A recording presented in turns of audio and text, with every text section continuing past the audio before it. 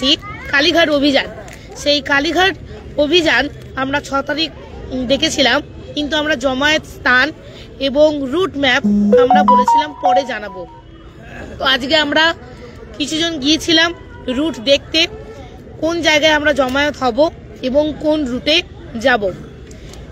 বর্তমানে বলে রাখি, আমরা ময়দান মেট্রো গেট নাম্বার 1, ময়দান মেট্রো গেট নাম্বার 1 এলিয়েট পার্কের কাছে যে ফুটপাত আছে সেইখানে আমরা জমায়েত হব। বেশ চওড়া ফুটপাত আছে, সেখানে আমরা জমায়েত হব। ওখানে অনেক লোক ধরবে, কোনো অসুবিধা নেই। সেই জায়গায় কিন্তু ওখানে বেশ 8, 9 হাজার 10 হাজার লোক ধরে যাবে। আমরা জানি আপনারা প্রত্যেকে আসবেন, আমাদের 12,000 পিটিশনার, তার সাথে আমাদের অভিভাবক যারা আসতে চান তারাও আসতে পারেন। তো আমরা জমায়েত হচ্ছি, আবারও বলছি, ময়দান মেট্রো স্টেশন গেট নাম্বার 1 এর কাছে আপনারা আসবেন, সেই জায়গায় আপনারা উপস্থিত হবেন। আমাদের যেটা বললো ময়দান গেট নাম্বার 1, ময়দান মেট্রো স্টেশনের গেট নাম্বার 1, তার পাশে যে সার্ভিস রোড আছে সেটা বেশ চওড়া, আমরা দেখে এসেছি ফিজিক্যালি গিয়ে। এবং যদি ওখানে নাও হয়, তা কানেক্টিং আমাদের যে ময়দানের যে মাঠ আছে সেই মাঠটা আছে পাশেই, তার মানে জমায়েতে কোনো সমস্যা হবে না। আমরা চাইছি যে জমায়েত এত বেশি হোক যে সার্ভিস রোড ভরে গিয়ে মাঠেও চলে যাক, আমরা থাকি। এবং সেই ওখান থেকে আমরা কালীঘাটের উদ্দেশ্যে যাব, এবং তার জন্য যা যা করা সেই পরিকল্পনাগুলো আমরা করে নিয়েছি অলরেডি, এবং সেইভাবে আমরা মেন রাস্তা ধরেই মুভ করব। আর কীভাবে কি মুভ করবো, কোন রাস্তায় যাব বিস্তারিত বলার দরকার নেই। আমাদের যে লক্ষ্য, আমাদের মুখ্যমন্ত্রী, ওনার সঙ্গে সাক্ষাৎকার এবং ওনার কাছ থেকে আমাদের যে কেসের যে গতিবিধি, যে উনি যে সাহায্য করবেন, হস্তক্ষেপ করবেন, সেই লক্ষ্যে আমরা এগোবো। যতক্ষণ না আমরা কিন্তু সেই লক্ষ্যে পৌঁছাতে পারছি ততক্ষণ কিন্তু সেখানে আমরা থাকব। এবং আমরা যেভাবে এগিয়ে যাব, মানে শৃঙ্খলিতভাবে এগিয়ে যাব, আমরা আগের মুভমেন্টগুলো যেভাবে করেছি সেইভাবে এগিয়ে যাব। এবং যেখানে যেই পজিশনে চলে যাব, সেখানে যদি কোনো জায়গায় পুলিশ প্রশাসন আমাদেরকে আটকায়, আমরা ওনাদেরকে রিকোয়েস্ট করে, আগের মতনই রিকোয়েস্ট করে এগিয়ে যাওয়ার চেষ্টা করব। তা সত্ত্বেও যদি সেখানে আমরা বাধাপ্রাপ্ত হই, তাহলে ওখানেই বসে বিক্ষোভ মিছিল করব। এবং তার পাশাপাশি আমাদের যে মেন যে লক্ষ্য, আমাদের মুখ্যমন্ত্রী ওনার সঙ্গে দেখা করে আমাদের প্রতিনিধি টিম গিয়ে দেখা করে আমাদের যে দাবি দাওয়াগুলো আছে সেগুলো আমরা পেশ করব। কেন আন্দোলন করব আর কোথায় আন্দোলন করব, এটা হচ্ছে আমাদের জন্য সবথেকে ভাইটাল বিষয়। আপনারা জানেন যে আমরা ইতিপূর্বে 2টো আন্দোলন করেছি, এবং সেই আন্দোলনের অভিমুখটা আমাদের ছিল স্কুল সার্ভিস কমিশন এবং বিকাশ ভবন। এই 2টো আন্দোলনের আমাদের প্রধান অভিমুখ ছিল।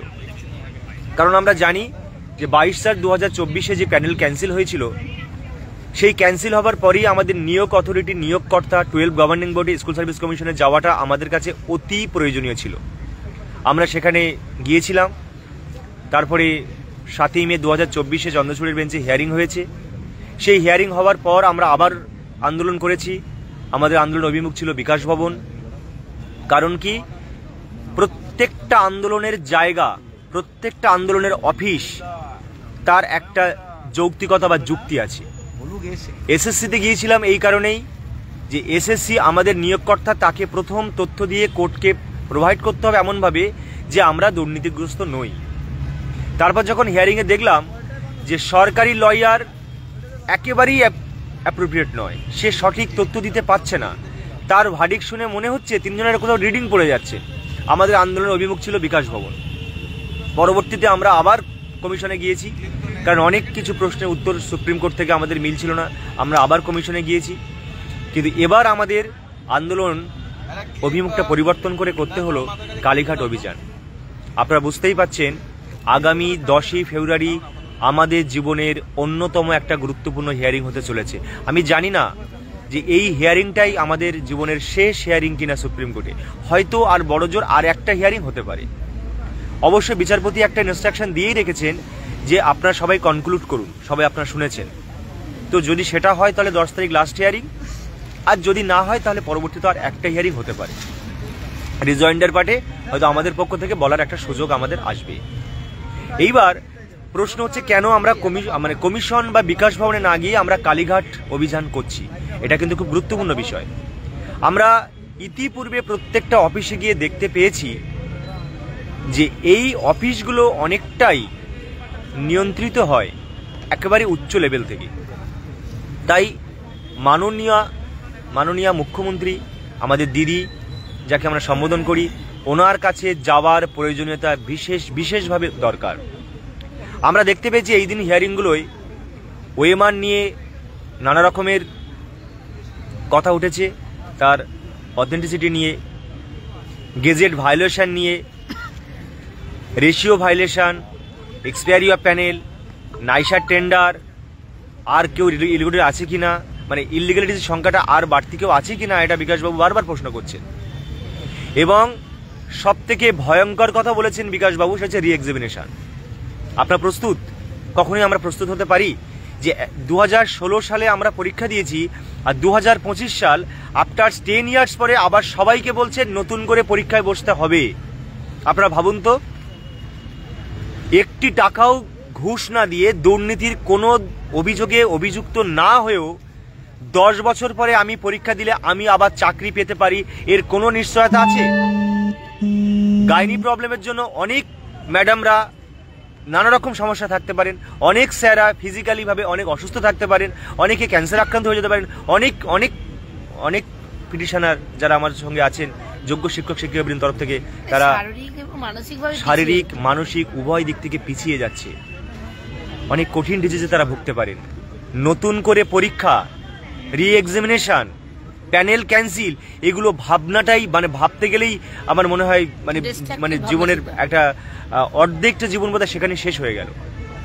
তাই আমার মনে হয়েছে যে এই অভিযানটা আমাদের হয়ে উঠুক আমাদের প্রত্যেকের জীবনের একটা গুরুত্বপূর্ণ শেষ অভিযান। 12,000 পিটিশনার, যোগ্য শিক্ষক শিক্ষিকাবৃন্দের আমার মনে হয় যদি না মেডিকেল গ্রাউন্ডে কেউ আসতে না পারেন, তিনি অবশ্যই হাজির থাকবেন আমাদের ময়দান থেকে কালীঘাটের এই দীর্ঘ মহামিছিলে। আমাদের একটাই আবেদন থাকবেন যে মাননীয় মুখ্যমন্ত্রী আমাদের দিদি, তিনি আমাদের সঙ্গে দেখা করুন, তিনি আমাদের কথা শুনুন যে আমরা কোন যন্ত্রণা নিয়ে 27শে ডিসেম্বর থেকে আর আজ পর্যন্ত ওয়াই চ্যানেলে অবস্থান করছি। আজকের সরস্বতী পূজা, বাগদেবীর আরাধনা, স্কুলে, কলেজে, ক্লাবে, বাড়িতে সবাই যখন উৎসবে মেতে ওঠে, তখন আমরা কিন্তু সেই ওয়াই চ্যানেলটা, যেটাকে আমরা মনে করছি আমাদের নিজেদের জন্য সেকেন্ড হোমে উঠে, যেটা সেকেন্ড হোম, দ্বিতীয় বাড়ি, এখান থেকেই আমরা সমস্ত কর্মসূচি অংশগ্রহণ করছি, এখান থেকেই সমস্ত পরিকল্পনা আমরা নিচ্ছি। তাই এখানে পড়ে থাকার অন্যতম কারণ তো এই দীর্ঘ দুর্নীতি, এই কমিশনের অপদার্থতা, আর সেই সঙ্গে আছে বিরোধী রাজনৈতিক দলের চক্রান্ত, রাজনৈতিক আইনজীবীর চক্রান্ত। আপনারা কি পারবেন বসে থাকতে? আমি চাই আপনারা সবাই দয়া করে বাড়ি থেকে বেরিয়ে পড়ুন, আর বাড়িতে বসে থাকবেন না। আপনারা আসুন ময়দান থেকে কালীঘাট এই মহামিছিলে। আমার মনে হয় আর বাড়িতে বসে থাকার দিন নয়, আপনারা অংশগ্রহণ করুন। আমরা এর আগেও বিভিন্ন সময় বিভিন্ন বিষয় নিয়ে বিভিন্ন জায়গায় আন্দোলন করেছি। আমরা বিকাশ ভবনে গিয়েছি, আমরা এসএসসি অভিযান করেছি। অনেকেই তখন বিভিন্ন সময় প্রশ্ন তুলেছে কেন আমরা নবান্ন অভিযান করছি না, কেন আমরা কালীঘাট অভিযান করছি না। আসলে সময়ের প্রয়োজন।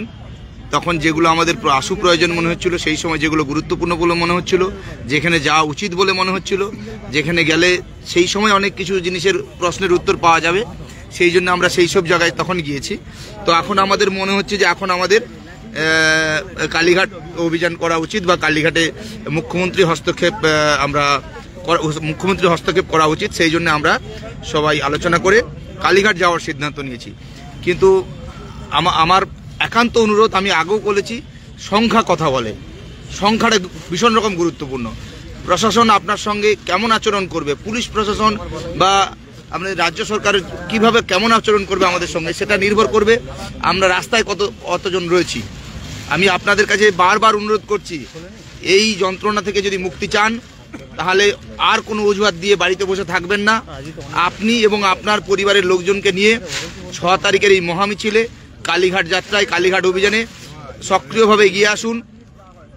কেন অনেক হয়েছে, হয়তো অনেকে ওয়াই চ্যানেলে আসেননি বা আসলেও 2-1টা দিন এসছেন, বাড়ি চলে গেছেন, কিন্তু আমাদের যে যুদ্ধটা আমরা শুরু করেছি সেই যুদ্ধের আমরা অন্তিম দিকে প্রায় অগ্রসর হতে চলেছি, অন্তিম দিকে পৌঁছে গেছি। তো এইখানে আপনাদের সক্রিয় অংশগ্রহণ একান্ত প্রয়োজন। আপনারা উত্তরবঙ্গ থেকে আপনারা অলরেডি টিকিট কেটে নিন, আগে থেকে টিকিট কাটুন, আপনারা উত্তরবঙ্গ থেকে আসার জন্য তৈরি হন। আমরা জানি দূরত্ব একটা ফ্যাক্টর, কিন্তু সেই জন্য আপনাদেরকে আগে থেকে বলছি আপনারা তৈরি হন এবং পারলে আপনাদের পরিবার পরিজনের অন্যান্য সদস্যদেরকে নিয়ে আসুন।